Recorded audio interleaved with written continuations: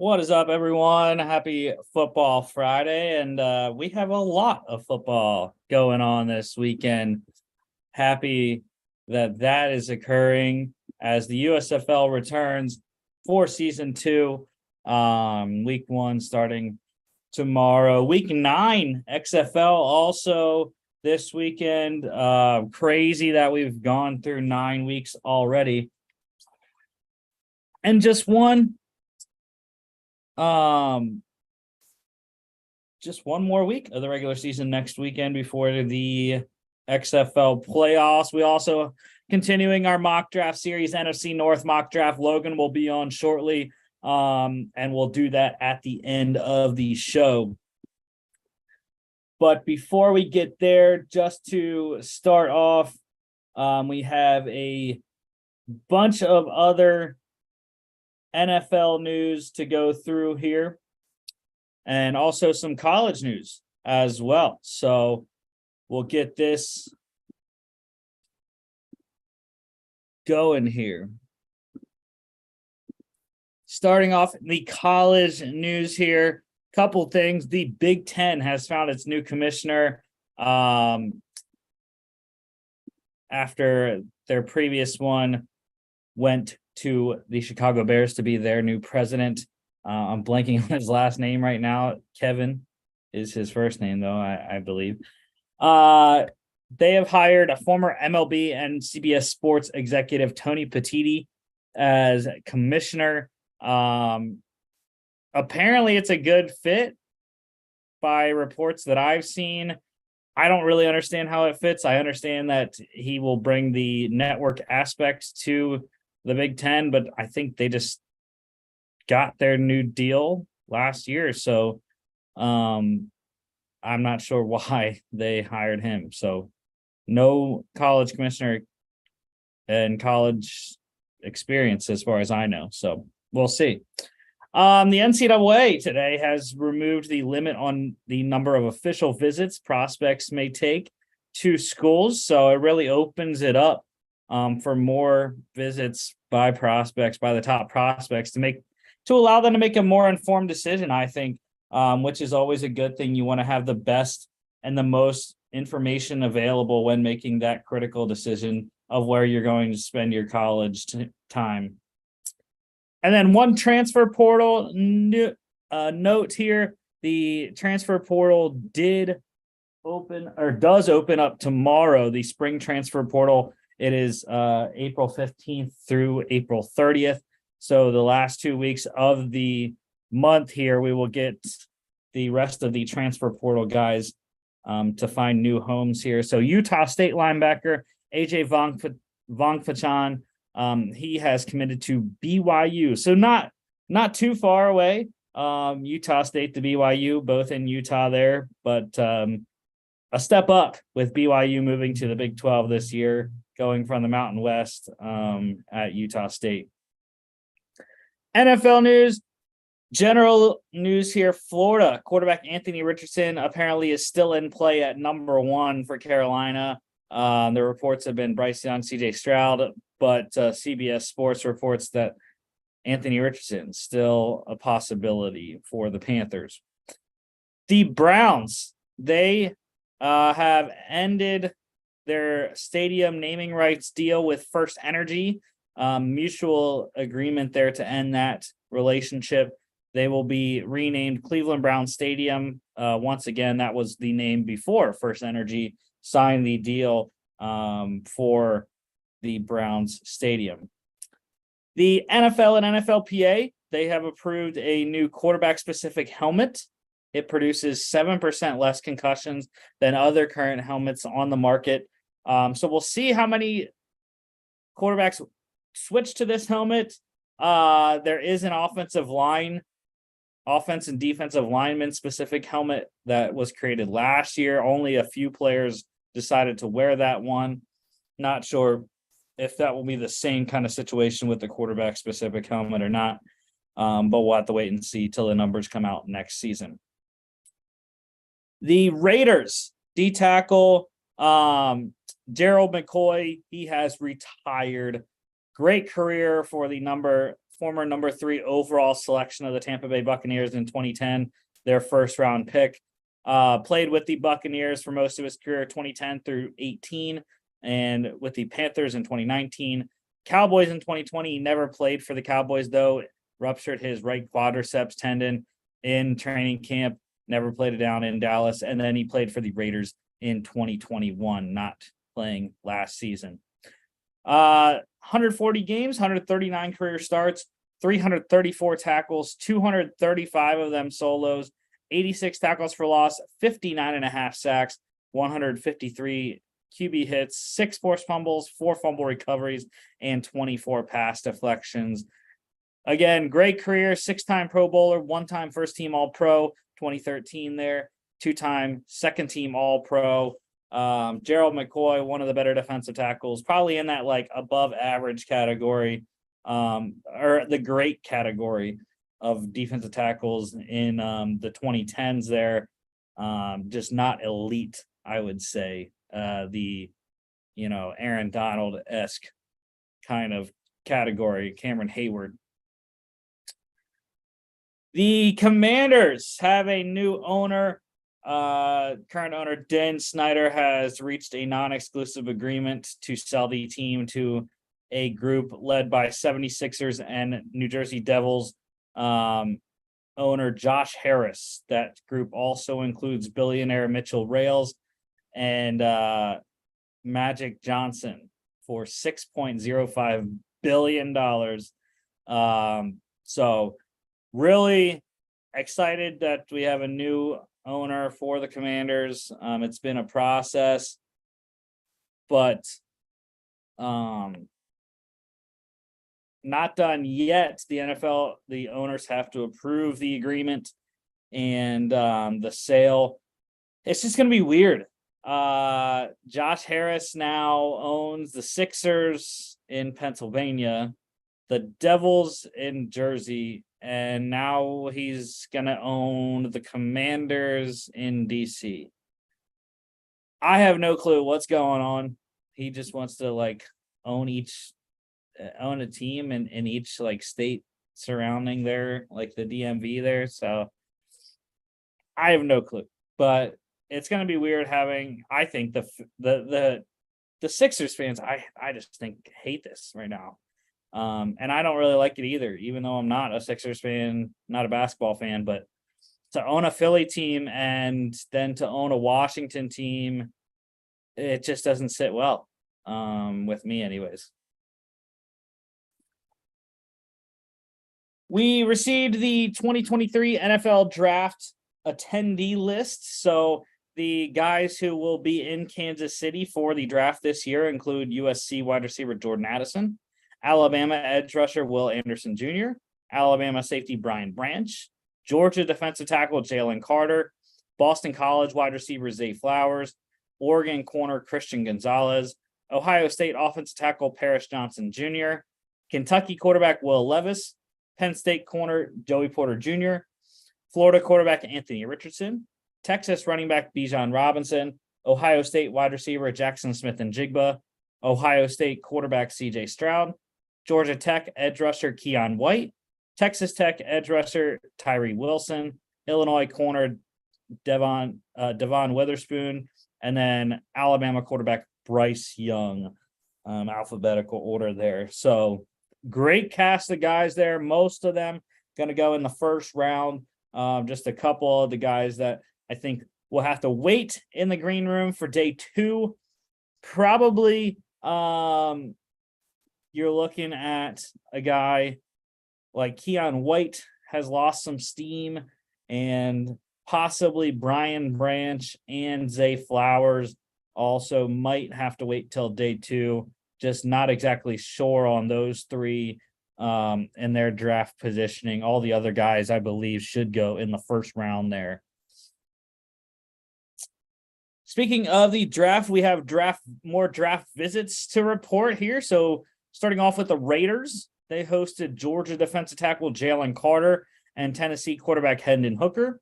The Titans hosting South Carolina corner Cam Smith and Georgia Tech edge rusher Keon White.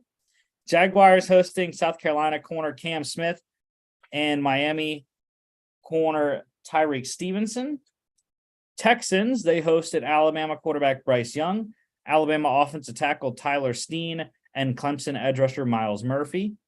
Buccaneers hosted Kentucky quarterback Will Levis, Tennessee quarterback Hendon Hooker, and Alabama running back Jahmyr Gibbs. Falcons, they hosted Kentucky quarterback Will Levis. The Panthers, they hosted Penn State corner Joey Porter Jr., Kentucky quarterback Will Levis, and Ohio State quarterback C.J. Stroud, and Florida quarterback Anthony Richardson. The Patriots, they hosted Mississippi State corner Emmanuel Forbes and Alabama offensive tackle Tyler Steen. The Bengals, they hosted Mississippi State corner Emmanuel Forbes and Purdue quarterback Aiden O'Connell. That's interesting. Looking for some backup help there. The Bills, Chiefs, Steelers, and Eagles, they all hosted Michigan defensive lineman Mozzie Smith. Cowboys, they hosted Michigan defensive lineman Mozzie Smith, Purdue quarterback Aiden O'Connell, and Miami corner Tyreek Stevenson. The Cardinals, they hosted Michigan defensive lineman Mozzie Smith. The Saints and the Bears, they both hosted Michigan defensive lineman Mozzie Smith and Purdue quarterback Aiden O'Connell.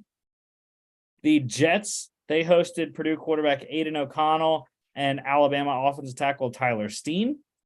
The Colts hosting quarterbacks here, Purdue quarterback Aiden O'Connell, Florida quarterback Anthony Richardson, and Ohio State quarterback C.J. Stroud. The Browns, they hosted Alabama offensive tackle Tyler Steen. The Commanders hosting Alabama offensive tackle Tyler Steen and Illinois corner Devon Witherspoon. Seahawks, they hosted Alabama offensive tackle Tyler Steen. And the Packers, they hosted Miami corner Tyreek Stevenson. Re-signings, they just had a couple here. The Chiefs, they re-signed wide receiver Justin Watson to a 2-year, $6 million max deal, $1.4 million guaranteed. Pretty good deal for him. And the Chiefs get one of their good supporting receivers there back in the fold for another couple of seasons. The 49ers rebolstering their defensive line. They re-signed defensive lineman Kerry Hyder, pivotal part. I'm not sure exactly how many sacks he had last year, but he usually seems to have 5 or 6 every year as a good part of that defensive line rotation. Bunch of signings here this week. The Falcons, they continue to add defensive pieces, signing Titans linebacker Bud Dupree to a 1-year, $5 million deal. Solid deal for Bud Dupree coming off injury, trying to recuperate his career there in Atlanta. The Jets, they signed Seahawks defensive tackle Quentin Jefferson to a 1-year, $3.6 million deal, $2.75 million guaranteed, $4.25 million max value there. Good deal for both sides. I think the Jets needing defensive line help, especially interior D-line, to pair with Leonard Williams, or not Leonard Williams there. I don't know what I was saying. But anyways, the Jets getting some help defensive line with a good veteran in Jefferson. Bucks, they signed Chargers offensive lineman Matt Filer to a 1-year deal. Possible starter, also really good backup there, can play guard and tackle. So versatile offensive lineman for Tampa Bay there. The Patriots, they signed Cardinals quarterback Trace McSorley. That's interesting signing. Not really the type of quarterback that Bill Belichick has on the roster with Mac Jones and Bailey Zappi. Both of those guys more of the pocket passer quarterback type. Trace McSorley more of a dual threat runner and passer. But yeah, I like it. Trace is a guy that Bill Belichick can figure out a way to get him on the field in multiple situations. The Browns, they signed Seahawks wide receiver Marquise Goodwin, continuing to try to help Deshaun Watson and get more help for Amari Cooper on the outside. There is Cleveland. Adding Goodwin and Elijah Moore from the Jets as well. Panthers, they signed Falcons wide receiver Damiere Byrd. Now, he played with the Panthers for a couple of seasons prior to his stints in Chicago and Atlanta. But Damiere Byrd, a solid guy that can help you in the return game as well as be a depth wide receiver there for whoever is the quarterback in Carolina. What's up, Logan? Hello. How we doing? Good, man. Just rolling through here. Till we get Nice. to the meat and potatoes, the good stuff at the end. The Steelers claiming Jets punter Braden Mann off of waivers. I really like it for the Steelers. They really haven't. They've struggled to find a solid punter. Presley Harvin, I really did like coming out of Georgia Tech when they drafted him a couple years ago, but now he has. I don't think they were draft mates. I can't remember when both were, what exact year both were drafted, but yeah, Braden Mann, a very solid punter out of Texas A&M, had a good rookie year, not so good the last year with New York. So they tried to trade him, weren't able to get it done with anyone. So went on waivers and lands in Pittsburgh. And then some visits and workouts. The Bills, interesting one, hosting Broncos running back Latavius Murray. Not sure how much he has left in the tank. 30-year-old running back, but solid goal line presence there for Latavius Murray, I think. The Cardinals, they worked out quarterback Jeff Driscoll. Now, I mentioned the Cardinals lost Trace McSorley. They didn't re-sign Trace McSorley, signing with the Patriots there. So looking to add another quarterback to that depth chart behind Kyler Murray. And I believe Colt McCoy is still signed in Arizona. So looking for that third quarterback. And then the 49ers hosting some wide receivers, Seahawks wide receiver Laquan Treadwell and Titans wide receiver Chris Conley. Even if they sign both of those guys, I don't expect either to make the roster in August.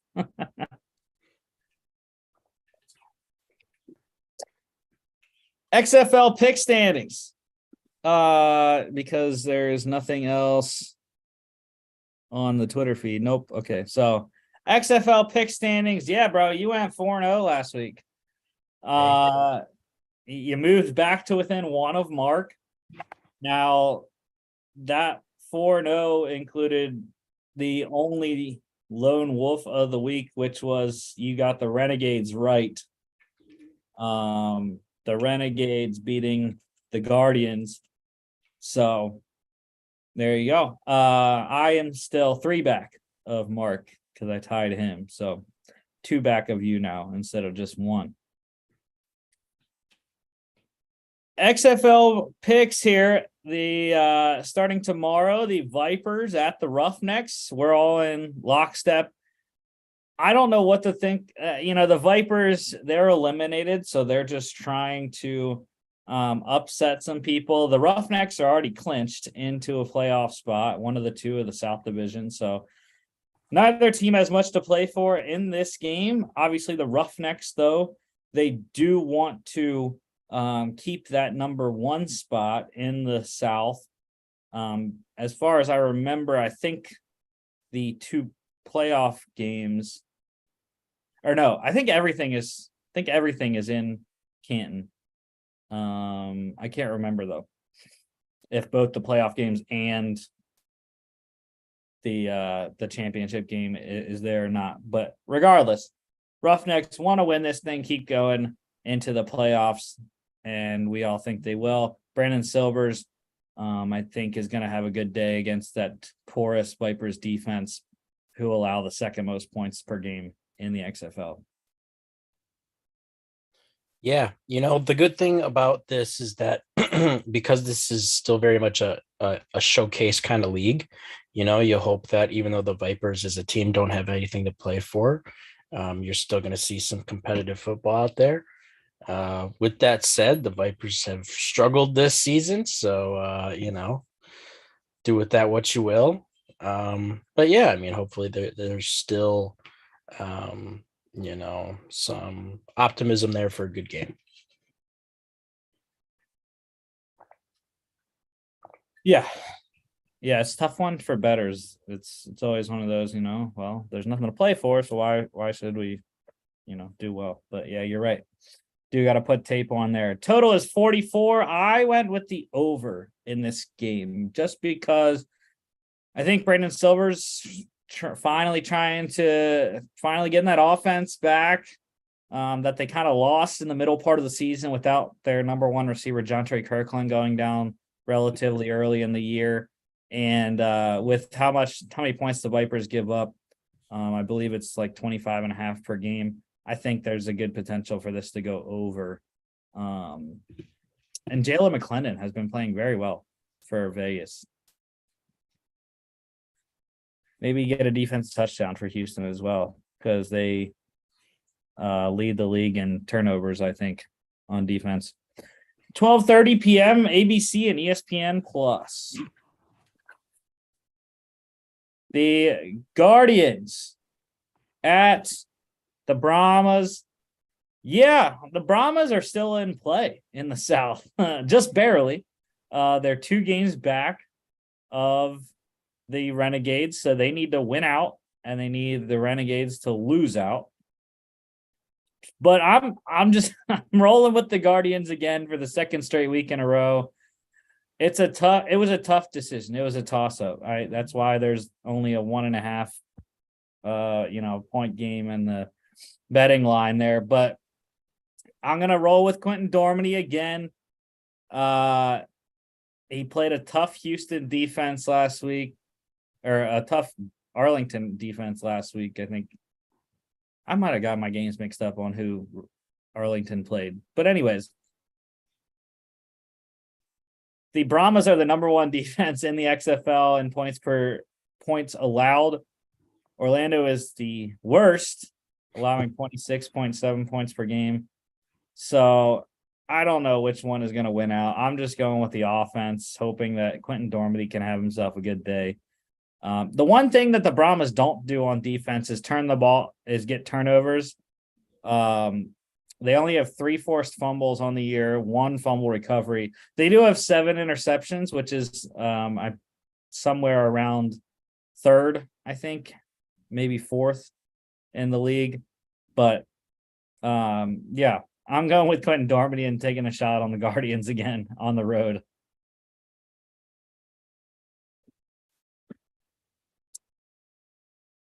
And the fact that I'm hoping Jack Cohn just doesn't do well for San Antonio. Total is 39, and that's due to the Brahmas defense. But again, which one wins out? Good defense or bad defense? I have no clue. So I'm not touching the total. I would suggest rolling the under, though. 7 p.m. ESPN2 and ESPN Plus.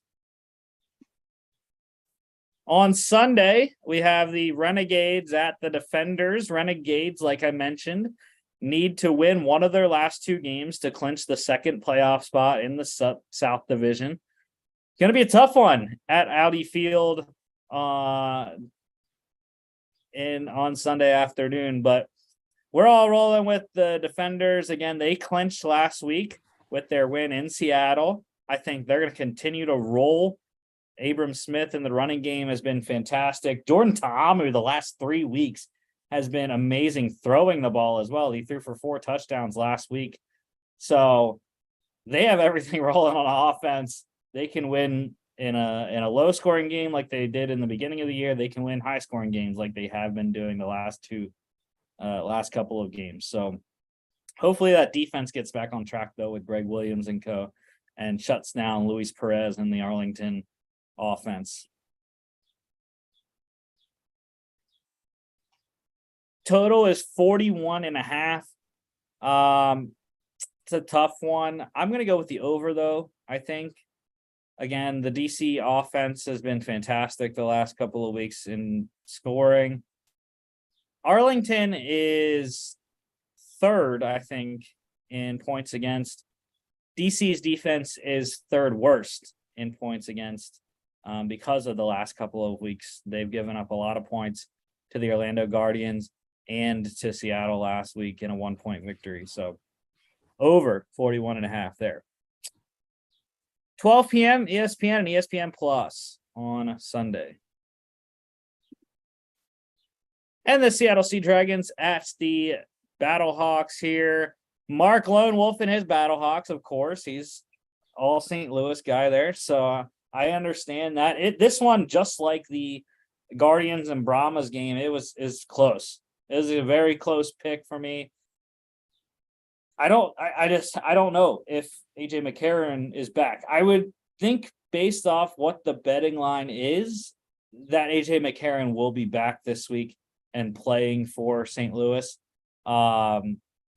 Because if he's not, Nick Tiano was placed on IR this week. So if AJ McCarron is not back, then it will more than likely be Manny Wilkins, who has been the third QB this year.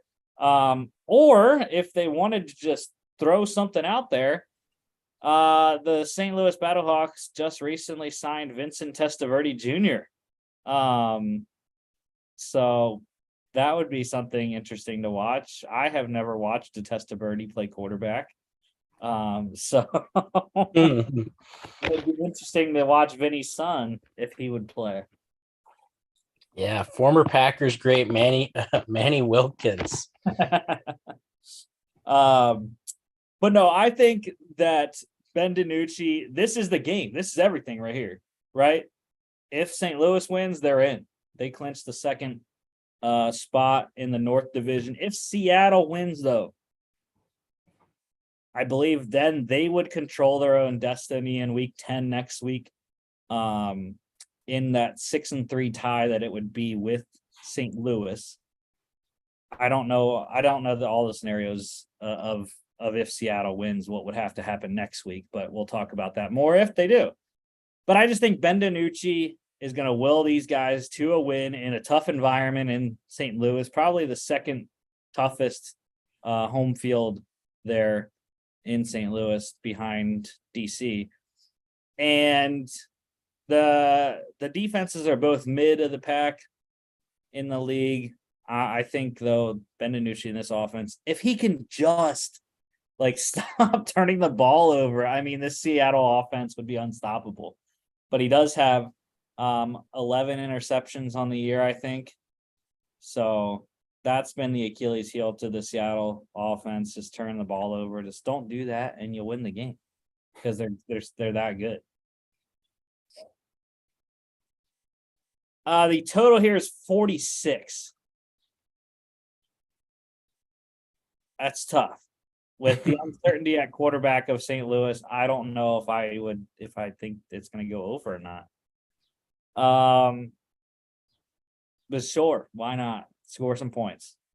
3 out of the 4 games last week went under. But I think this week we got a good potential for some overs. This one's 3 p.m. ESPN and ESPN Plus on Sunday.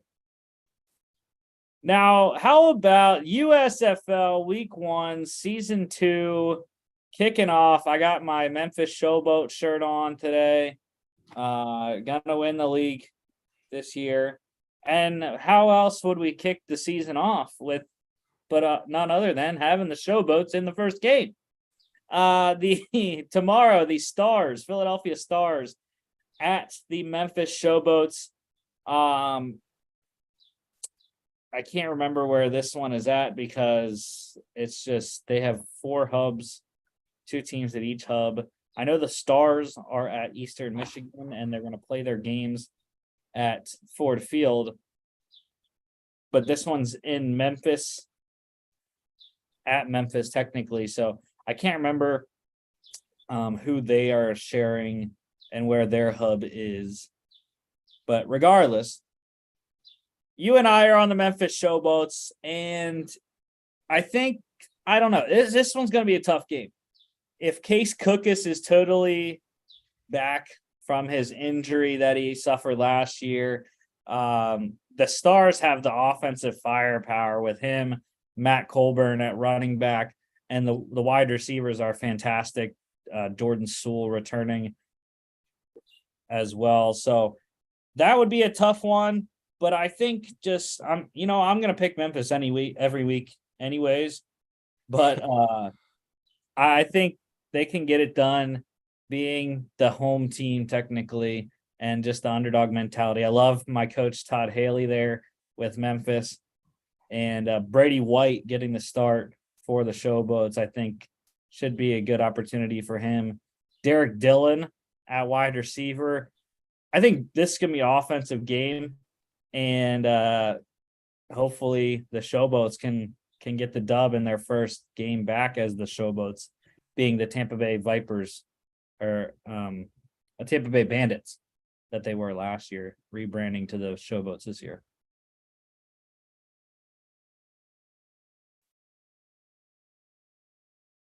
The total is 38.5. Now, I love when new seasons start. The books love to start seasons off just real low.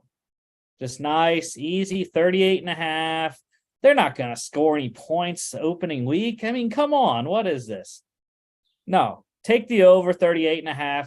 Like I said, these offenses should be crazy in this one. And maybe they missed some open guys, but I think with the amount of talent they have, it's going to be a good offensive game. 4:30 on Fox. So it's nice. The Defenders play on Sunday. I get the Showboats tomorrow. So there you go. The New Jersey Generals, and this one I know is the Birmingham Hub, at the Stallions, the defending champions. And I was thinking about it. I was thinking about looking at the rosters. I was thinking about picking the upset of Jersey in the first game. And I couldn't. I just couldn't go against the champs, not week one. So I'm rolling with everyone else on Birmingham. That atmosphere, that one is probably the best home atmosphere because it's actually their home. So being in Birmingham there, I just don't see any way that Skip Holtz and Jamar Smith and that team loses their home opener as the defending champs. So they got their rings earlier this week, and they look pretty nice for a spring football league championship ring. Total is 39.5. I'm going to go with under. I think both defenses in this one should be really good. The linebackers for New Jersey are excellent. DeJuan Hines is one of those guys. And I can't remember. Oh, of course, Shark Dog on the Birmingham side. Scooby Wright returns for the Stallions this year. I know all the fans are going to have their shark caps on. So, yeah, Shark Dog should be coming in hot, and maybe he gets a sack or something like that. Makes a big play in this one for the Stallions. 7:30 on Fox. On Sunday, we have the Michigan Panthers at the Houston Gamblers, and I'm lone wolf in the Panthers. You know, I just don't trust Houston's offense. Their defense should be good like they were last year, but with Kenji Bahar as the projected starter, I don't know. I know he's been with the Ravens before, and he played a little bit with the Gamblers last year. I don't have confidence in him. I have more confidence in the quarterback for Michigan. Now, I wasn't sure which one was going to start. They have a couple good ones, actually. But from what I've seen, it's going to be Josh Love to start the game for Michigan. And I think he's the better quarterback. That's strictly pretty much the only reason why I'm picking Michigan. They also should have a good defense there, I think, for the Panthers, and be improved a lot from last year. Last year was a tough one for them, but I think Josh Love, who played with the Pittsburgh Maulers and the Michigan Panthers last year, should be the guy to get this thing done in a 1-point game as the books see it. Total is 38.5.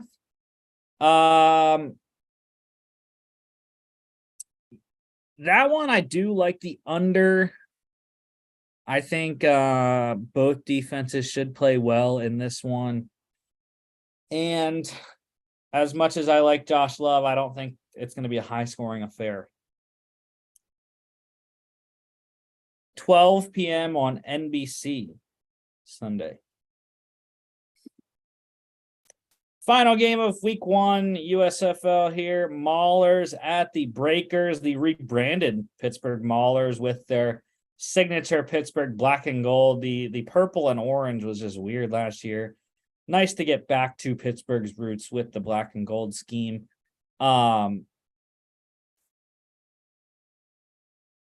So I'm going with the Breakers, though. They have the better team. I'm trying to... Oh, yeah. McLeod Bethel Thompson, the CFL veteran with the Toronto Argonauts. He should get the start for New Orleans. I think he's going to be the big key to this team here and the difference on why they win this game. Now, they do have really good defensive players as well. But Anthony Jones at running back, and then my guy that I absolutely love at Arkansas State, Jonathan Adams, played with the Breakers last year. Massive frame there. Him, the speedster, and Johnny Dixon out of Ohio State should give Bethel Thompson some options in the passing game. Pittsburgh, a tough year last year. They finished second to last. Coming back this year, I don't know. We'll see what they can do. They are also very much improved, just like Michigan, but I like New Orleans in this one. 37.5 is the total here. That's the lowest of the weekend, and I'm going to go with the over, though. Let's get McLeod some points. I think he's going to bring some CFL swagger and score some points on the Maulers defense. 6:30 on FS1 Sunday night. Now for the part that you and everyone else has been waiting for, the NFC North mock draft. So the Lions are up first. They have the number 6 pick. That's from the Matthew Stafford trade from the LA Rams. 18th, 48th in the second round, 55th in the second round as well. That is from the TJ Hawkinson trade from the Vikings, and then 81st. The Bears, they have number 9 from the Panthers, and the Panthers trade up to number 1. 53 from Baltimore. That's the Roquan Smith trade. And then number 61, that was the Christian McCaffrey pick that the Panthers got in the second round from San Francisco. And then they have their own 64th pick in the third round. Packers have all their own picks, 15th, 45th, and 78th. And the Vikings are the same, 23rd and 87, mentioned that 55th going to Detroit. So let's get this thing rolling here. Again, using Pro Football Network mock draft instead of Pro Football Focus, because their grading system sucks and it's not working right now. So gotta pivot, just like Ross Geller says. So here we go. Panthers, CJ Stroud, I hate you. Bryce Young for the Texans. Cardinals go Miles Murphy. Colts, Anthony Richardson. Seahawks, Will Anderson Jr. So here we go. Detroit, first up, we have a couple offers. Panthers, 39, Brian Burns and Derek Brown to move back 30 spots. I mean, that's a fantastic offer. I mean, that is hard to turn down. Brian Burns compared with Aiden Hutchinson. That's just a monstrous defensive line. Yeah. I mean, if this was an actual offer like on the table, like I think you'd sprint, you'd just agree right away. I don't think you'd think about it. I just don't see that happening in any world. I mean, I think, Derek Brown getting moved, maybe, right? He's getting towards the end of his rookie deal, I think. And, maybe they're looking to move on there. But I think Brian Burns is a pretty foundational piece that I don't think they're going to give up. Well, they're probably coming up for Jalen Carter or Tyree Wilson. But let's just see the other two offers. So the Texans are offering 12 and Titus Howard. It's not bad. And the Chargers offering 21, 54, 85, and Austin Eckler to move up 15 selections. That one is interesting. They signed David Montgomery to pair with DeAndre Swift this year. Eckler, though, last year of his deal, $6.25 million due. I don't know. I don't really like that one as much, but yeah, I mean, it's a good offer. That's a lot of capital, but I mean, I know with who's on the board right now, like where I'd go with this pick. So I don't know. Yeah, I'm gonna reject that one. Probably reject this. I I really want to take this offer though. But if you're our NFC North person, so if you think you want the Lions to stick and select someone, that's your choice. If this was something that was presented to them, I think it'd be an absolute slam dunk. I think you do it because you get the 39th pick, you get two high quality start. Like Derek Brown is you put him next to Aleem McNeil and you add Brian Burns, like that would at least be a top 5 defensive line, just period. I just think it's so far like of an off base like trade that I don't see it happening. So yeah, I don't know. So are we sticking or not? Well, here I'll put it this way: you're the Panthers guy. Would you allow them to make a trade like this? Like if you were the GM of the Panthers? No, the Brian Burns. We need Brian Burns. Then I think we reject it. All right. So now that we're on the clock, who do you go with? Carter, Wilson, Gonzalez?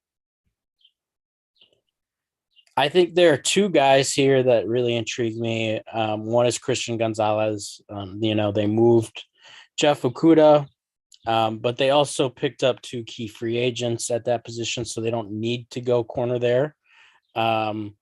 But for me, I think that if he's there, and there's a decent chance that he is at this point, I would go Jalen Carter. There are definitely some red flags. That's been, pretty well established through this pre-draft process, but the Lions have a bunch of draft capital. They're a young up and coming team. It feels weird to say this, but they can almost afford to take the swing and then just be, confident in the fact that talent-wise, he's probably the best in this entire draft. So getting him at 6 would be a huge value. It's a position of need, big position of need. They need that kind of 3 tech next to Aleem McNeil. Mm-hmm. And I think that would really give them an insanely fun D-line. All right. Jalen Carter it is for Detroit at 6. Raiders going with Paris Johnson Jr. To protect Jimmy G. Tyree Wilson for Atlanta. 9th for the Bears here. So the Bears already got that trade with Carolina back to 9, hoping that Jalen Carter, Will Anderson Jr., one of those two would slip somehow. Carter got close, a couple picks away. The Patriots now offering 14, 46, and a 7th the Bears own 7th next year. We also have an offer from the Giants, 25th, 57th, Adoree Jackson, and a 3rd next year. I like that. That 3rd next year is intriguing. And the Jags giving up 24th and Josh Allen. So I think I'm gonna reject the Patriots. I don't really like that one. To move back 5 spots and only get the 46th pick. I don't really like that. So the Giants and the Jags here now. So the whole point with Chicago, is just want to add selections, right? Throw as many darts to the board and hope some stick, right? They're going with quantity. It seems like right now in the Ryan Poles rebuild. Like I said, the Giants one I don't really like until you hit that 3rd rounder next year. I think that's the key with their offer. And of course, the Jags, Josh Allen himself is really solid as a pass rusher that Chicago severely needs help with. And it sucks also for them that Tyree Wilson just went off the board, the pick before them, because there aren't any pass rushers available like they need right now. Yeah. Yeah, I mean, if I was Brian Poles, I think I'd take the Jags offer. And I think the big reasons are the 2 guys who just went in front of you. I think if Tyree Wilson or Paris Johnson Jr. were still on the board, I think I might just stick and pick here. But looking at this board, I don't like the value of who's here. I think the best guy left is Peter Skoronski and Christian Gonzalez, which Skoronski wouldn't be a bad pick. You could probably, put him at right tackle. But at the same time, I think, being able to trade down and just get a franchise player at a big position of need. The Josh Allens don't grow on trees. Right. And this is a move I could see the Jags potentially doing. They're coming off of where they just picked Trevon Walker. Yes, Trevon Walker. So yeah, I mean, I would accept that trade if I was Poles. Yeah. The only thing I kind of want to counter though, because yes, you're getting a player, but 15 spots getting out of the top 10 for just one player, that's not, I like Josh Allen, but I don't think he's like elite, to move that many spots. So I'm going to counter. I'm just going to add, I just want to get like one more little draft pick. Maybe we can slide in like getting a 4th this year. So their 4th round, maybe you can get 127. I was going to put 121, but I don't think they'll accept it at 121. So, we'll try to get 127 if we can out of them plus Josh Allen. Why not try 121 first, actually? Okay, so that was declined. But we can counter again with 127 and see. Okay, so they don't like us at this point. But I just don't like getting. Well, let's go ahead and just, trade, say, 218. All right. Well, we're just gonna have to accept Josh Allen, apparently. Yeah, how he is. So sure. So, all right, now the Jags are on the clock. They traded up for Christian Gonzalez. Devon Witherspoon to the Eagles at 10. Love that. Jackson Smith and Jigba to the Titans. Texans go Broderick Jones. Jets hitting Lucas Van Ness. Patriots, Will Levis to the New England Patriots, right ahead of the Green Bay Packers. They took him before Groot could. Oh, man. I wanted that. Yeah. I wanted him to be available so badly. How about this offer, though, that the San Francisco 49ers are putting together? What do you think? 15 and 256 from Green Bay for 99, 101, Brandon Ayuk, Dre Greenlaw, and a second round selection next year. That's a lot. You have no idea how fast I'd hit yes on this. Like if this came through on Madden or something, like, Dre Greenlaw and Ayuk alone might do it for me. I'm not even gonna lie to you. Move back 84 spots. Look, man, like I don't know if who you're gonna get there is better. I mean, obviously I know contracts, how that works and everything, but like I don't know, man. Ayuk would certainly be the veteran wide receiver they need. Could play in the slot, be used as a motion dude. Yeah, I don't know. I just don't see San Fran doing this either, so that's part of it. They're coming up for Bijan, right? They're gonna put him and CMC in the backfield every single play. And Elijah Mitchell. That's crazy. Yeah, they're gonna run the wishbone. Yeah. Okay, fine. The other offers from the Rams, 36, 69, 77, a second and a third next year for 15 and 116. Nah, I don't like that. So you're gonna reject? Yeah, I'm gonna reject it just because it does feel a little unrealistic, kind of like the whoever was the Panthers trade for. That's the whole point of a mock draft. But I don't like moving down that many spots. Yeah. It's just so the Packers here at 15. What do you like? Breesy, Skoronski, Branch, Addison? Yeah, I mean, so I really don't like how this board fell for them.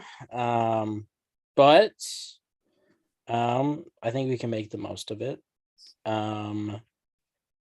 I think here what I would like to see is I'd like to see Skoronski. I think that he can play 4 spots in the O-line for you. They value that versatility. I think he will probably be a starter day one, a high quality starter. I think he could be a guy that the Packers already have a really good O-line. This kind of move would help put you in that, like, the only team that may be better is like the Eagles, just because they'd have insane depth there then. And D-Bach might not be on the team in 2024. So having a guy who can be his understudy for a year while also being a starter at like guard or something and then taking over would be pretty valuable. So I'd go Skoronski. Right, he's barely on the team now. Look how much time he misses. I mean, yeah. Skoronski to the Packers at 15. Washington goes Brian Branch, the first pick of Josh Harris's team there. Brian Bracey to the Steelers. I love that. Absolutely. Lions back on the clock at their own selection, 18. Patriots offering to get the Lions 18th and 194 for 46, 76, 107, a second and a third next year. We also have from the Broncos 67, 68, 108, Cortland Sutton, and the Rams 7th next year. The Chiefs offering 31, 63, 95. You like any of those for the Lions? I like all three for different reasons. The Pats one, I think that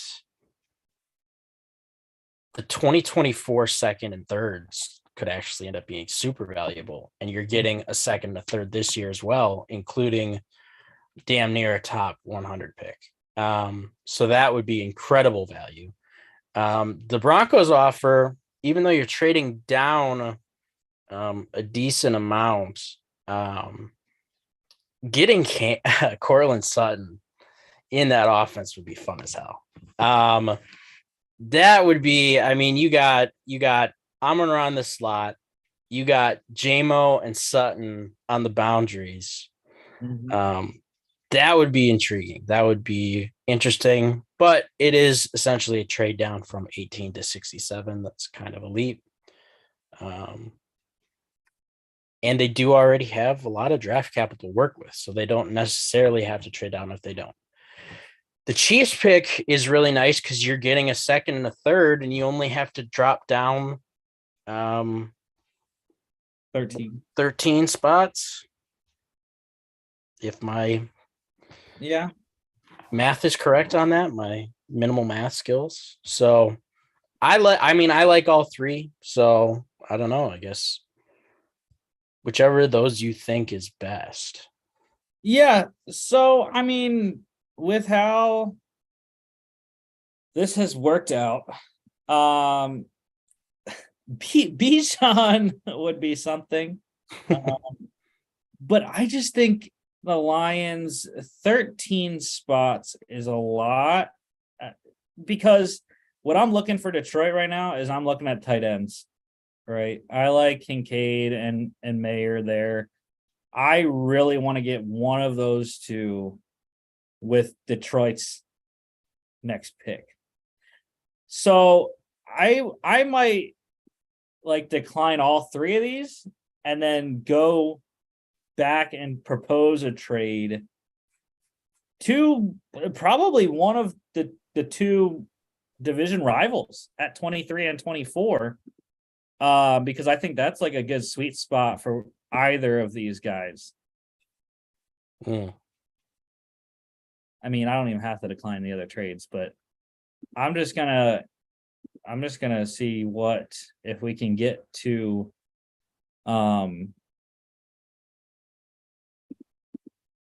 the Vikings pick at 23 and add some capital. I think that'd be very solid. To go 5 spots, probably looking like try to get their fourth. I think they would do it for just a 4, right? It's 5 selections. The 3 is too much, I think, for just 5 spots. At this point in the first round, anyways. Yeah. So 23 and 119 for 18, I think is solid, and they don't like it, but okay. Maybe we have to give something up, or maybe it's just they won't trade in division. I mean, the thing is, these teams just traded in division this year. So, how about 152? I think that's fine. We already have 159, so there we go. We got a deal.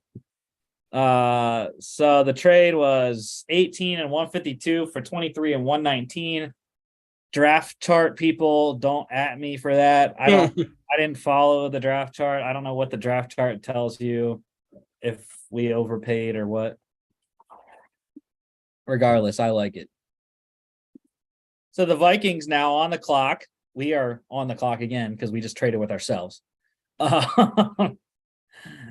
So the Vikings here, this is our first pick for Minnesota, right? So we traded up.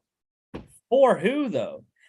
And it's Jordan Addison for me. They need a second receiver to go with Justin Jefferson after letting Adam Thielen walk in free agency.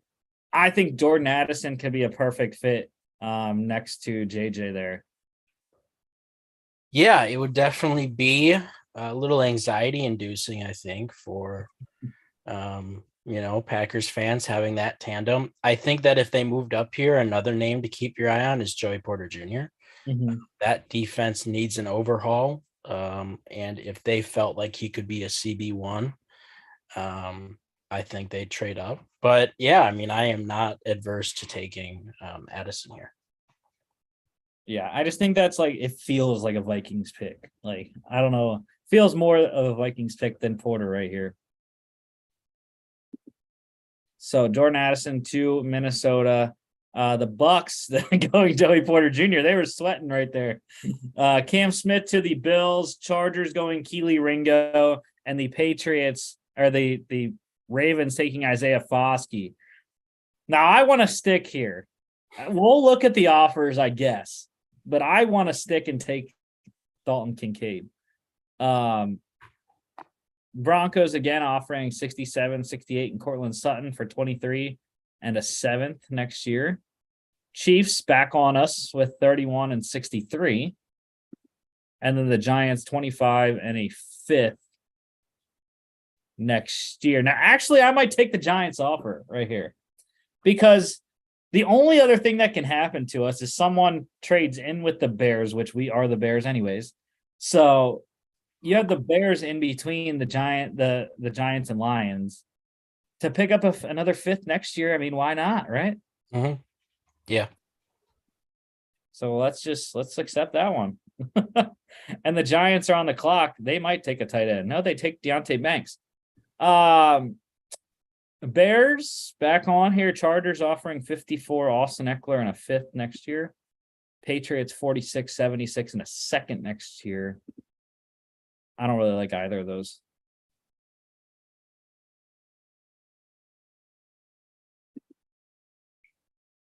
So Chicago, we have not selected yet, but we did get Josh Allen.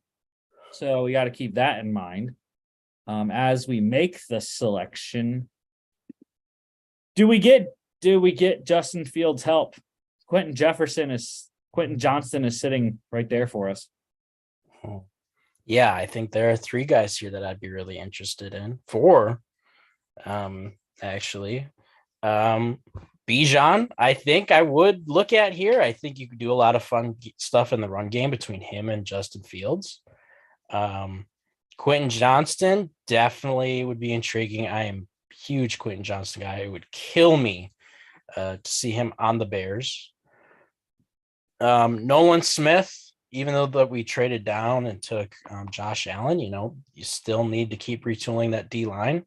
I think Nolan Smith could be a really good complement to Allen. But one guy who's really intriguing for me here is Darnell Wright. I think he's a plug and play. Just put him at right tackle. They need a right tackle desperately. That's his bread and butter. He's got a PhD in right tackling. I think Braxton Jones did a really good job his rookie year at left tackle. So I think he's earned the right to kind of hold that position for this season. But they got to improve that old line. And it starts with right tackle. So that's where I would lean.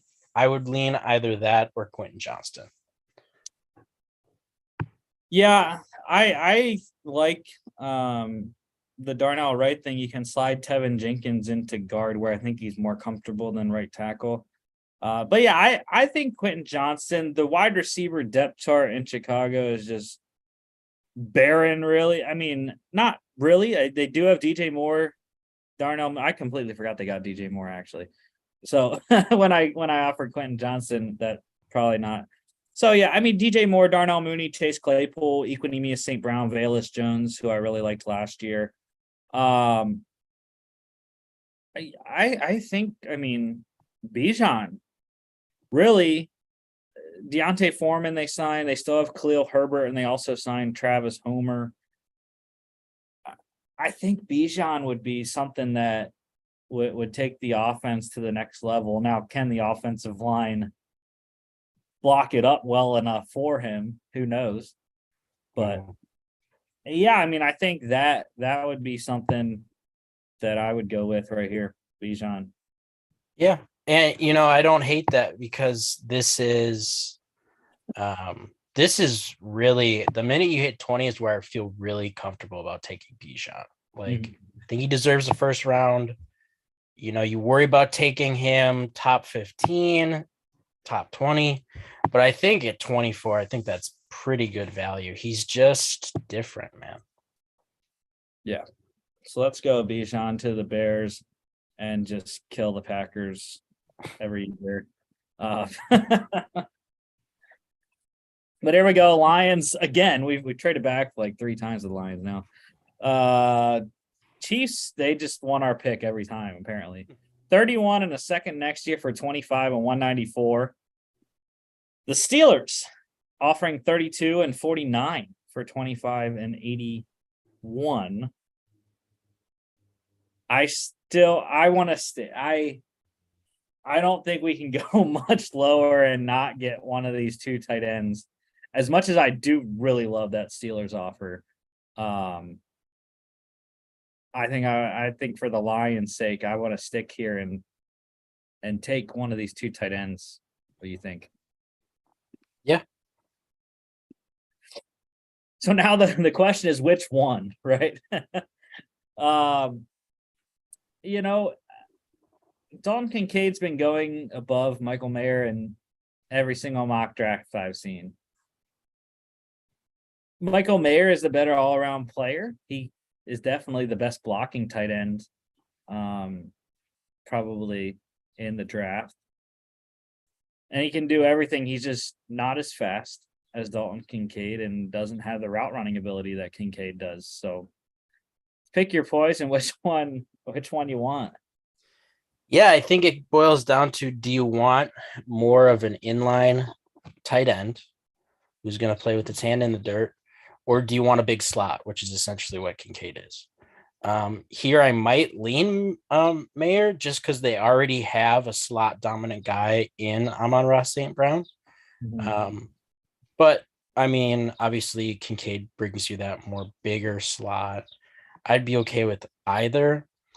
In my opinion, I think Meyer's kind of gotten, I don't know, like underrated as a prospect. He is just, and I think it's because, you know, he doesn't do one thing maybe at like a super elite level. But I think he does everything you want in a tight end really well. So. Yeah. And I think also one thing that I don't think a lot of people are talking about is Kincaid's injury issues. He's had that back issue now since the end of the season, and he couldn't work out at the combine because of it. His doctor did just say he was cleared. So he's cleared for private workouts now. But that's something that's concerning as well. I just think Mayer is a Detroit kind of pick. He's a Dan Campbell guy. Yeah. Let's go with Michael Mayer here for the Lions. The Cowboys, they would pick Dalton Kincaid in a heartbeat, I would think. They traded to the Browns. That's the Seahawks trade. The Browns, though, coming up for Nolan Smith, trading 74, Nick Chubb, and a second rounder next year. That is enticing for Dallas. Getting that other running back to go with Tony Pollard and a guy that can play the power game there. So I think that's a fantastic trade for the Cowboys there. 74 Nick Chubb and a second next year for 26. The Browns bolstering their pass rush with Nolan Smith. The Seahawks coming up from 27. Or no, that was a trade back with the Bills at 20. So the Seahawks 27-59. The Bills trading up for Cam Smith there. I don't know how I missed that. The Giants, that was our pick. And then the Bengals getting DeJuan Jones at 28. The Saints at 29. Quentin Johnston, there you go, for Derek Carr. Anton Harrison making a move up are the 49ers to get their Mike McGlinchey replacement at right tackle, trading 99 Ayuk and a second next year.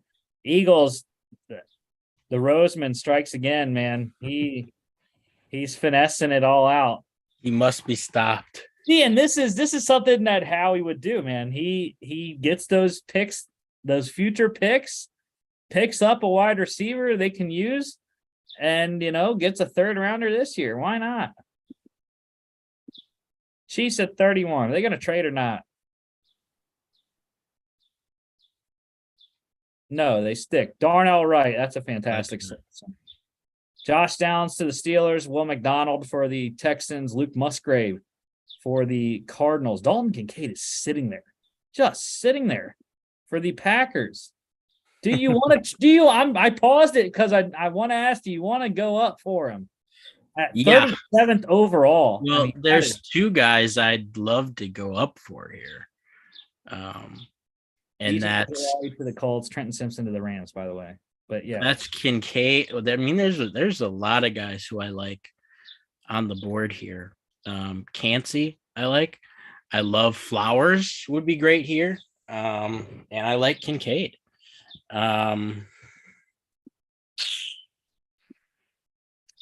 so we're going up. I think we try to go up, and I think that this would be something Goot would do, especially if the Rodgers trade goes through. And you probably have an extra second. Right. Goot has shown that he's okay with maneuvering the board a little bit. So what do we think it'd take to get up 8 spots with Seattle? I think it would probably take 160.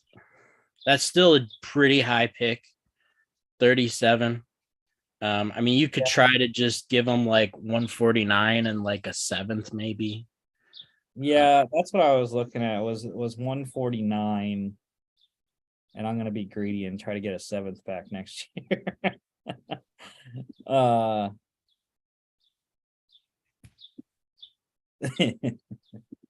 Okay, so let's try this again here. So let's go with your 116. I don't like giving up 116, but if we're gonna give up 116 though, can they at least give us back 198? Bro, what is wrong with them? I think like it was 198, bro. It's like the end of the 6th round. I don't know what their issue is, but fine. We'll give up 116, and that's it. Logan, they don't even want to take 116. It's not happening. I mean, I don't know what else to I'll do. tell you this much. There are 3 guys on the board that I'd be super okay with trading up for. Do you want to try to go for the Raiders then at 38? Yeah. Let's try that. So let's see if they'll take 116 to move up 7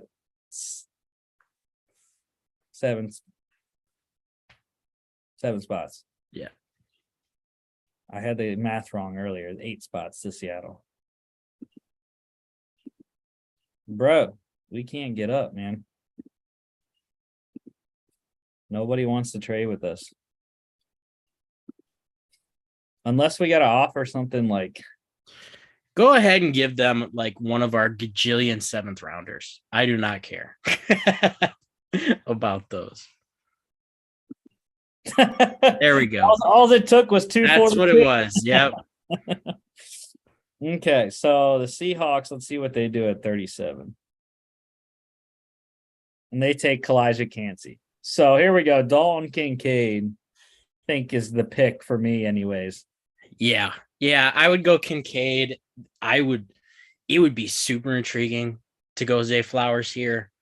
He's somebody that did really impress me, that he was able to kind of put on some good weight at the combine and still be athletic. I think that bodes well for him in terms of his longevity concerns. But I think here I have them so close, and they're both going to be kind of slot dominant players. We have nobody at tight end right now. Like, yeah, it's Josiah DeGuara or bust at tight end right now. So I think Kincaid gives you just some strength in that room. Yeah, Robert Tonyan went to the dark side in Chicago there. Yep. And what is left is Josiah DeGuara, Tyler Davis, Austin Allen, and a guy that I have never heard of, Nick Gugamos. There you go. Nick Gugamos out of St. Thomas. Minnesota. Go Tommies. First season player. Sure. Why not? He wears number 46. That's good. Dalton Kincaid, not going to be wearing number 46. Okay, so Dalton Kincaid for the Packers at 37 after we traded up. The Panthers, Osiris Torrance, love it. Keon White to the Saints, Titans, Jack Campbell. Jets back-to-back here, Jalen Duncan and Darnell Washington, two really solid for the Jets. Zay Flowers to the Falcons. John Michael Schmitz for the Raiders. Patriots go Cedric Tillman. Adetomiwa Adebawore for the Commanders, and the Lions are back up six. The Broncos want to go with 67-68 again for 48 and 159. It's not bad, but I want to hold pat here, I think. I want a top 50 pick. Yeah. So Detroit, we got Jalen Carter and Michael Mayer as our two selections so far. Who do we go with here? Because we already got the DT, so we don't really need Mozzie, right? Or Javon Dexter there. Do we want to go the edge? Felix Anudike Uzama sitting right there. Yeah, I think that's an intriguing one. I think DJ Turner would be really intriguing, hyper athletic cornerback that you'd keep in state. I think Drew Sanders would also be interesting. I think he's definitely a Campbell guy. They could use some run defense. He has a bunch of upside. But I do like Anudike Uzama. I think he is I think he's going to be pretty good. Yeah, so just got to remember we have 55 coming up. So the hope is that maybe a couple of these guys will be there. But yeah, I think FAU here should get it done on the edge. Steelers going with Drew Sanders. I love that, man. Drew Sanders for the Steelers. Tuli Tuipulotu for the Bucks. Cody Mock for the Dolphins. Seahawks, Clark Phillips. Giants offering us 4 spots back. 57, 128 for 53 and 258. I think we take it. Yeah. Because we got Josh Allen. We got Bijan Robinson. We have another pick at 61. So we're going to have 61 and 64. So, we're going to have like 3 picks in 6 selections. So, or whatever it is. Yeah, I like it. Get another 4th round pick there. Move back 4 spots. Giants trading up to get Jahmyr Gibbs to pair with Saquon. Keanu Benton. There's your guy, Keanu Benton, to the Chargers. It's a massive need there. Saints offering the Lions 71 and the Broncos 2nd next year for 55 and 119. That's too many spots for me. Yeah. Even with the 2nd round pick next year. So Carter, Mayer, Anudike Uzama for Detroit.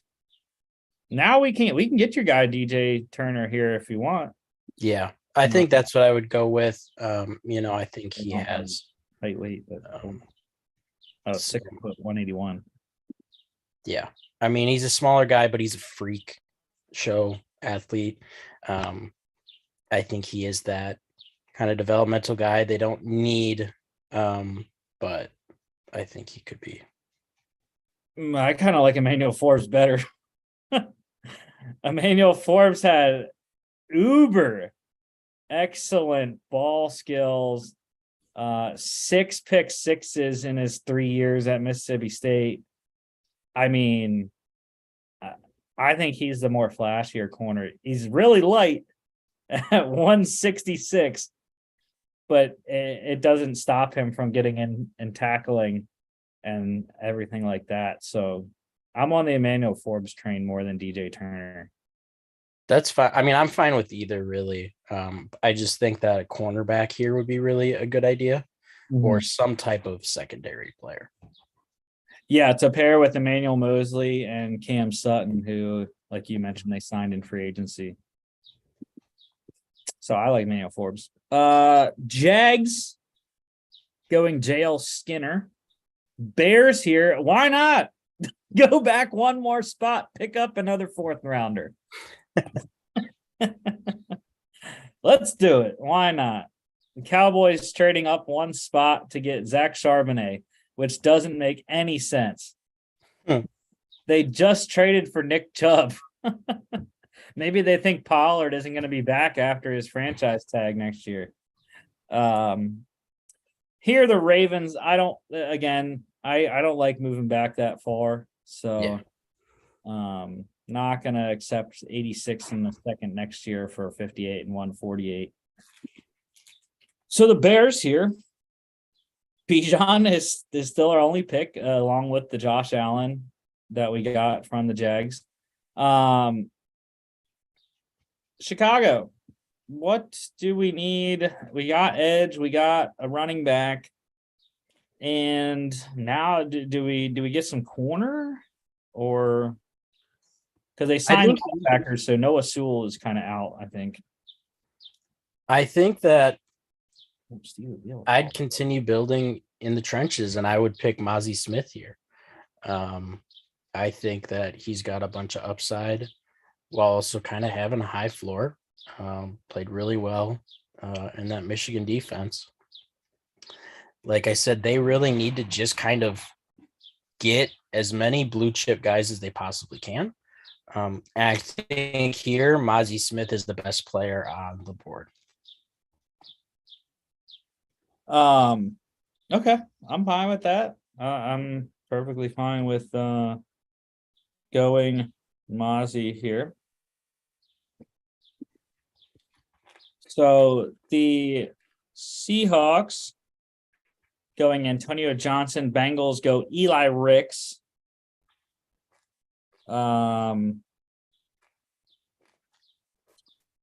Patriots offering a 76 and 117. I don't like that. 15 selections back. Nope.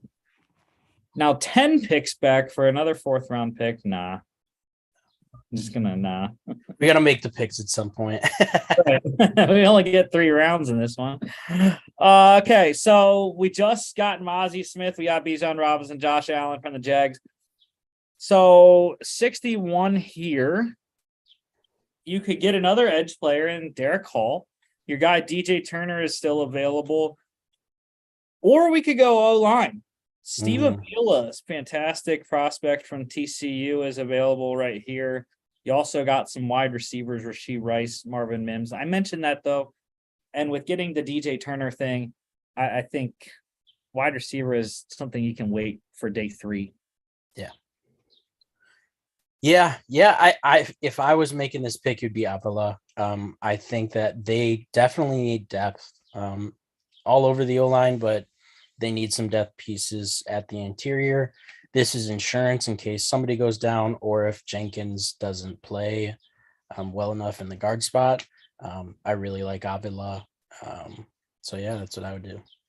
Second best guard, possibly third if, depending on what you classify Skoronski as.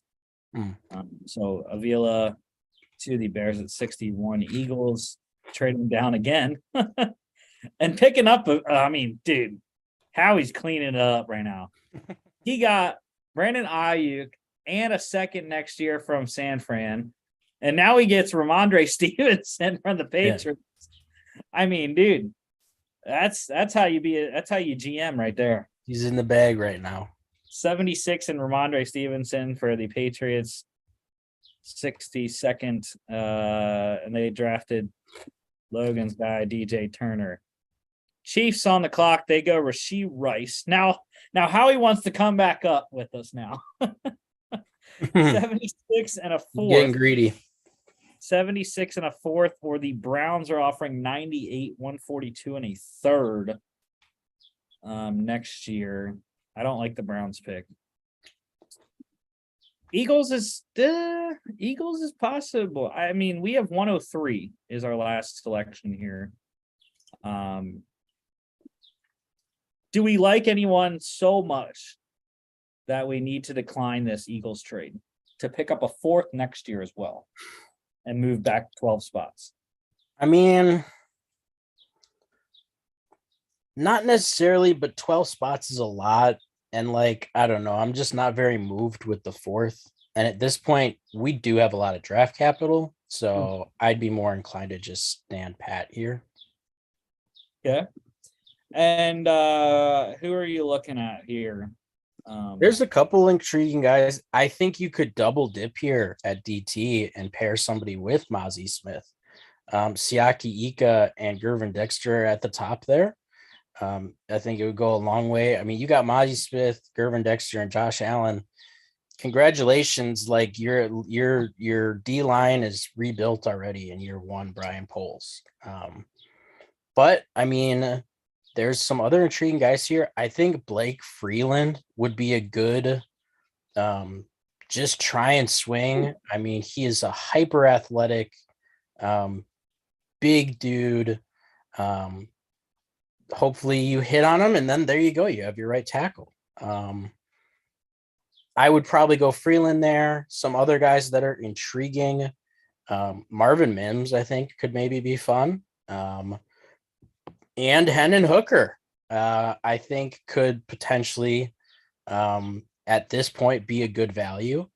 But I think if I was making the pick, I would go either Gervin Dexter or Blake Freeland. I'd continue to build those trenches on either side of the ball.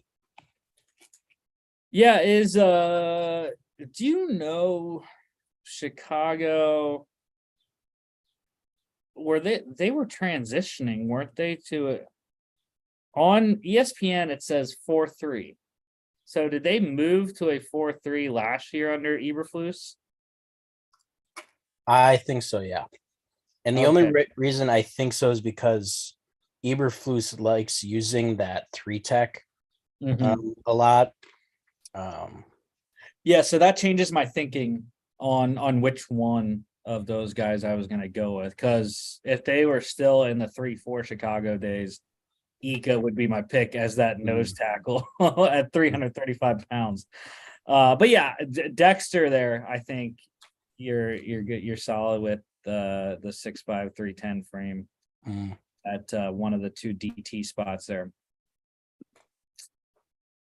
Texans, they are going A.T. Perry. I like that for Houston. Tyreek Stevenson for the Cardinals. That's a good one. Broncos back-to-back Tank Bigsby to pair with Devontae Williams and Blake Freeland. Two fantastic selections for Denver. Derek Hall to the Rams. Julius Brents for the Raiders. Saints going Siaki Ika. They need DT help. Carter Warren for the Titans. Texans going Owen Papo. And I'm gonna pause here. You know why? You know why. Look, I think it has to be that time. 75th overall is way too low for Hendon Hooker. I don't think he even sniffs this area of the draft in real life. But this is how far PFN has him down the board. We have 81st overall. To go up 6 spots and get a guy that can rehab the rest of his way back and take over in 2024 for Jared Goff, I think Hendon Hooker is a home run selection if we can get up to 75 here. I just don't want to wait any longer because the Packers might draft him. Packers might draft him. I can tell you right now, if Hendon Hooker fell this far, he's not getting past 78. So they would have to trade up past the Packers. And I like that process for the Lions. Even if it doesn't lead to anything, even if Jared Goff has another career year and you're like, this is our guy just moving forward, it's just good value here in the 3rd round to pursue Hooker. So yeah, sorry, Logan. The first thing in my mind did not scream Green Bay. It screamed Hendon Hooker Lions. Okay, so what is it gonna take? I swear it can't take more than what we already traded earlier. So let's just give him DeAndre Swift. Why not? And get AJ Terrell back. Let's just try to get something next year. I don't want to trade any of the rest of our picks. We only got 4 left in the draft. So let's trade the Giants 5th because they're probably going to be better than the Lions next year. Who knows? I don't know. You think our pick or their pick? I don't know. Let's do our pick. I think the Lions might be better. Yeah, I think a fifth should be able to get you up 5 spots in the bottom of the third round. Okay, never mind. Never mind. Kerry Fontenot isn't going to go out like that. You kidding me?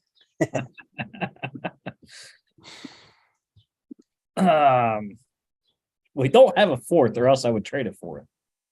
How about let's go the Vikings third and try to get back a fourth next year. Yeah, let's try. Or do we want to try to trade a third and get a fourth this year? I don't think we'll go for that. That's a lot. I think they're definitely the more value on their side. But I'm just gonna try it, and if it doesn't, then I'm gonna go with like a third and try to get a fourth next year or whatever. Yeah, that's fine. I figured he wasn't gonna go for that. That's a lot of value for them, but yeah, I give him the Vikings third, and let's go with the Jacksonville fourth.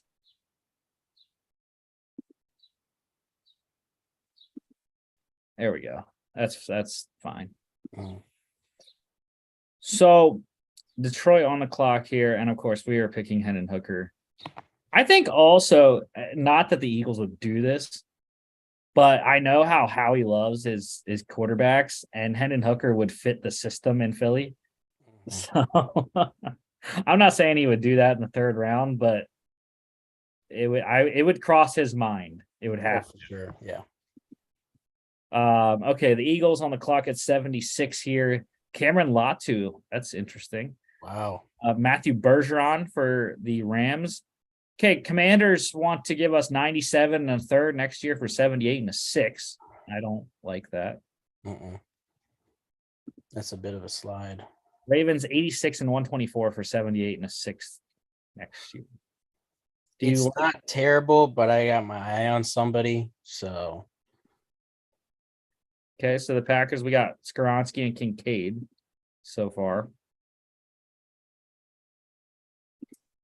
Who are you looking at?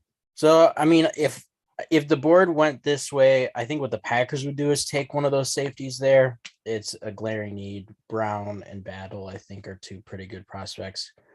But I'm GM, Brian, for today. So we are going to continue the Jordan Love, set him up for success draft.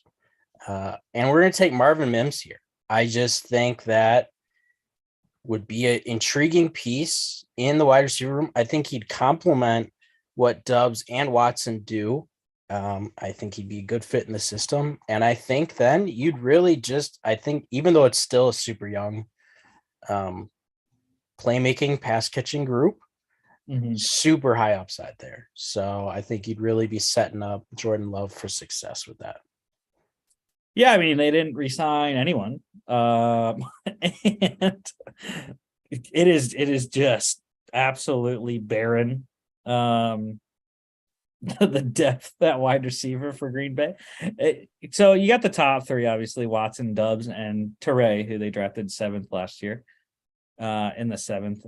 And then you got Bo Melton, who I do like. I like Bo Melton. He's a fantastic receiver from Rutgers. And then Jeff Cotton, the guy, Mr. Cotton there.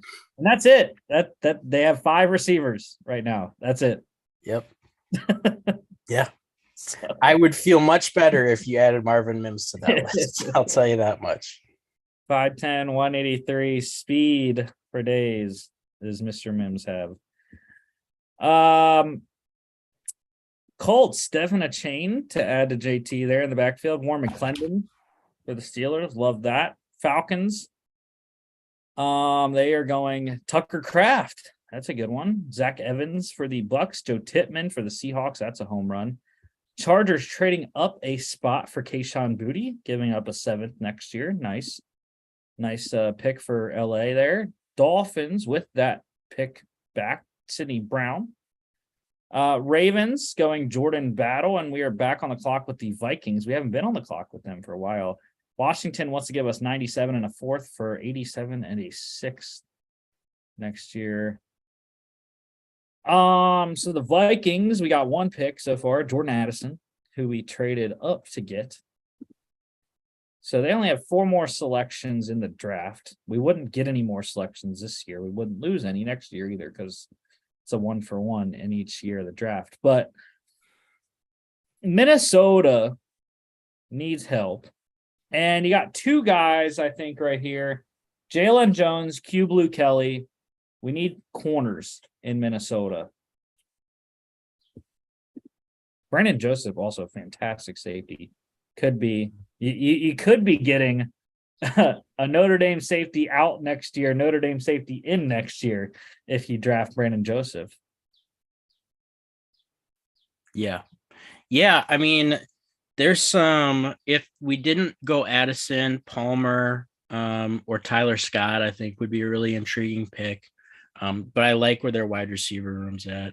Noah Sewell would be, I think, an intriguing pick. I think they lost Barr, right? I think he's in LA now. Could be wrong. They lost one of them.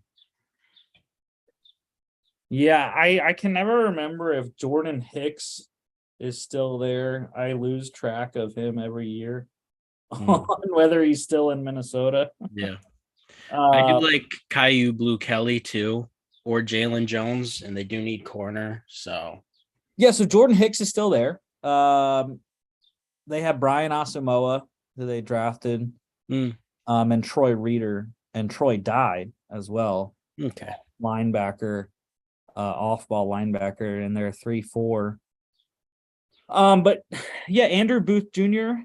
and they signed Byron Murphy, which was fantastic signing them for the corner spot. They actually have both those guys. Or no, never mind. Yeah.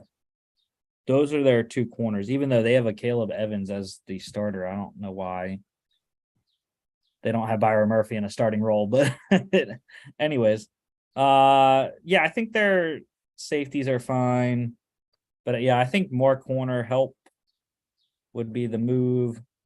Just one more. I kind of like, normally I would say Q Blue Kelly, but it's Brian Flores as DC here. I think he wants the big dude. 6'2", 200 is Jalen Jones. I like Q better, but just knowing Flores, I think he wants the big dude in Jones. So Jalen Jones for that Flores defense there in Minnesota.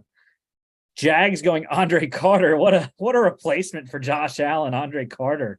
It's fantastic. Jonathan Mingo for the Giants. Noah Sewell for the Cowboys. That's a good pick. Like both those.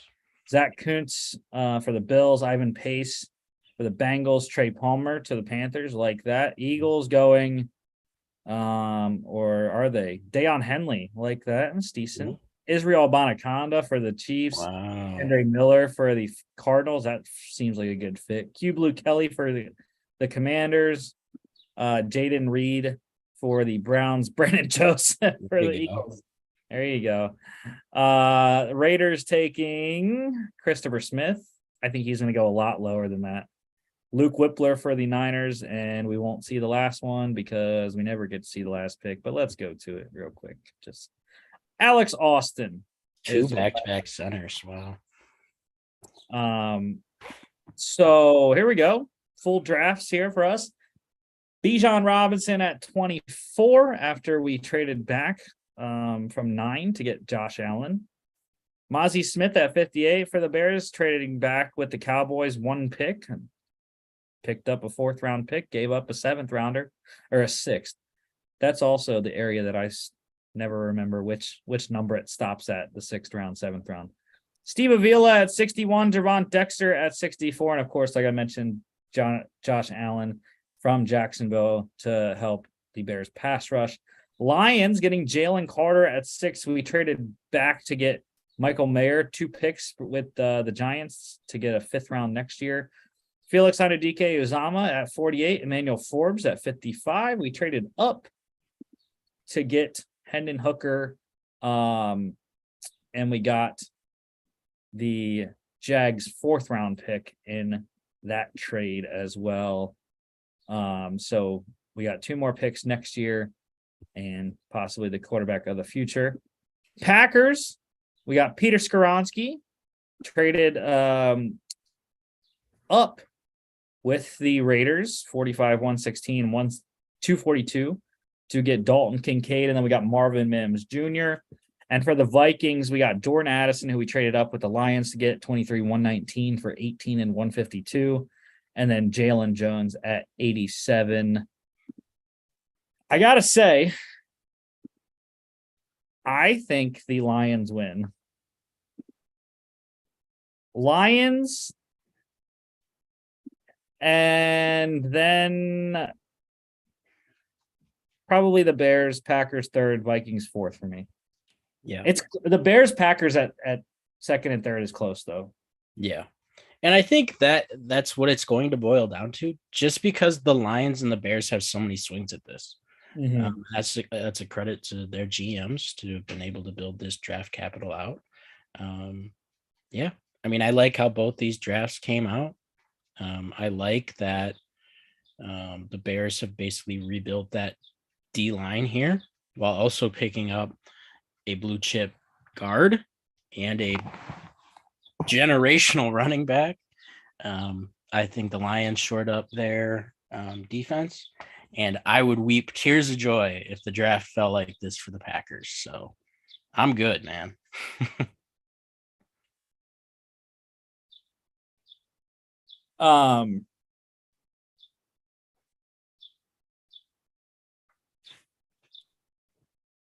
Who is your favorite selection? Like favorite team fit? Sure. I would probably go with either Carter or Mozzie Smith. I just think that where they are is good value. Probably Mozzie Smith. He's one of those guys for me I think could possibly sneak into the first at the back end, maybe to a team like the Chiefs.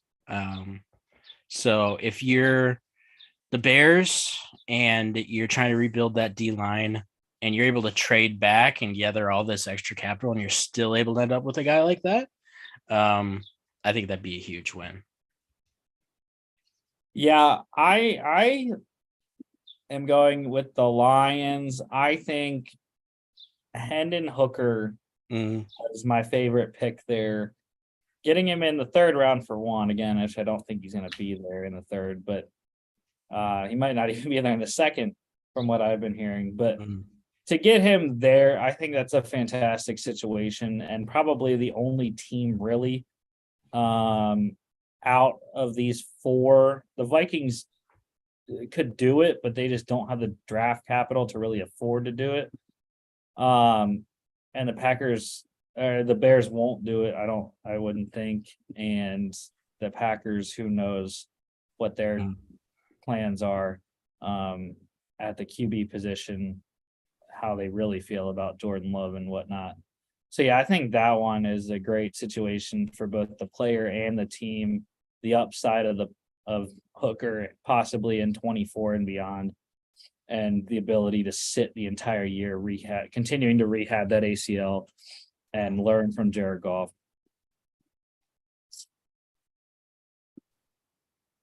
So yeah, that was the show for today. Don't forget to follow us on all our social media at FAA Podcast on Instagram and Twitter, FAA_bets as well.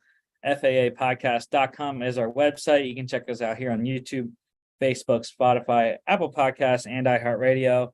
We'll be back next Friday talking XFL Week 10, USFL Week 2, and next Friday will be the NFC East. We got the AFC West coming up on Tuesday, NFC East on next Football Friday.